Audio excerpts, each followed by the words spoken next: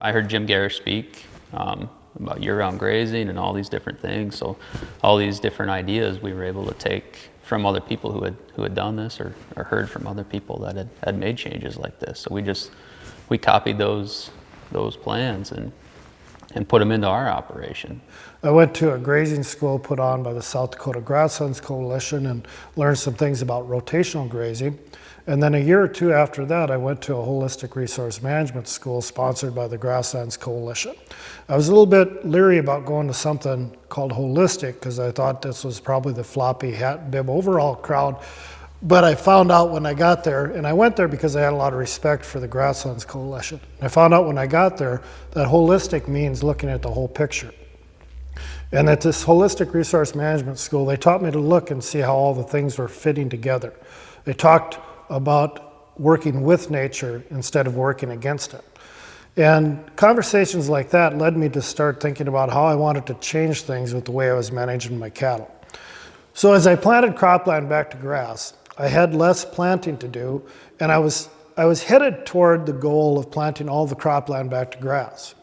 Then I went to a road show sponsored by the South Dakota Grasslands Coalition, and Terry Gompert talked about this deal of grazing standing corn. And they talked about grazing warm season cover crops. And I found out that where I live, we're cool season grass country. We've got a lot of brome grass, we've got a lot of crested wheatgrass, we've got a lot of western wheatgrass, and we're kind of short on the warm seasons, the big blue stems, the Indian grasses, and that sort of thing. Another speaker suggested that maybe we should work with what we have instead of trying to fight it by trying to change the species in the pasture, which is extremely difficult.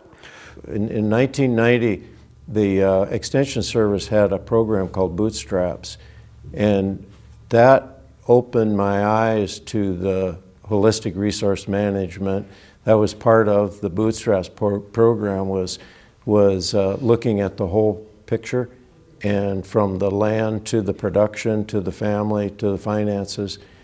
And I realized that production was just a small part of it, and to be in the ranching business for the long term, figuring out how nature works and how to be a sustainable business meant more of a soil health, land management approach.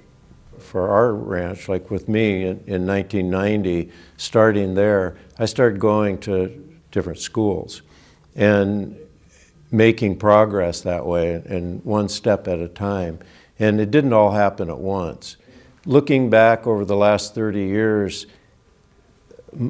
education has been the thing that has kept the progress going on our ranch.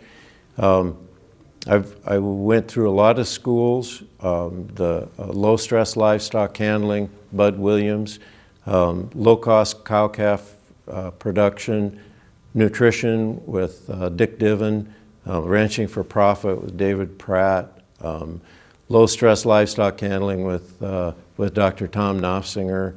You know, the list just, it goes on and on. But the bottom line is holistic resource management.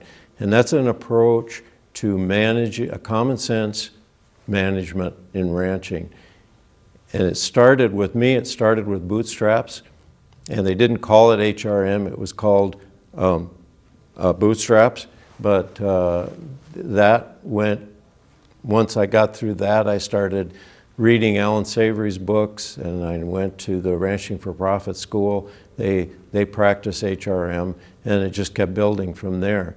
But this whole process of identifying your resources and identifying your goals, and then letting that lead your production and land values, that is really powerful.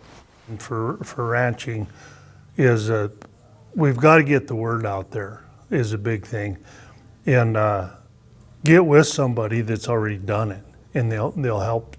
You know, somebody like me, Jim Fallstick, anybody that's on the panel today, but there's a mentor list out there that there's a lot of people can help you walk you through this, how to get started on this. We never picked our head up off the ground to see what we were doing wrong. We just kept doing it. And so, I mean, that's like we're in our own business. I try to use everything my dad teaches me. And when I come to these schools and stuff, I also raise registered longhorns. So I'm trying to take something there too, but I use 90% of these schools that I come to in how can I put it into my business, you know, our fencing business. How can I, you know, what kind of lifestyle I want and how I want to treat my employees and how I want respect back from them. I got to show them respect to get respect. And so, you know. The first Ranching for Profit school I went with, I had a guy that was sitting under my table had been doing the rotational grazing, and he said, Rick, it'll take you 10 years before you really notice a big significant change in your grass and what you're seeing out there. And I thought, boy, that's a long time to wait.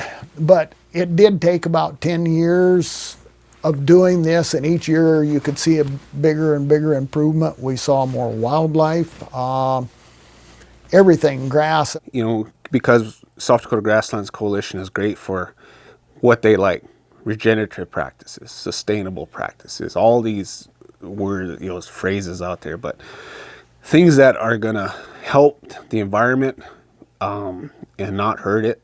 That's kind of the route we're gonna go.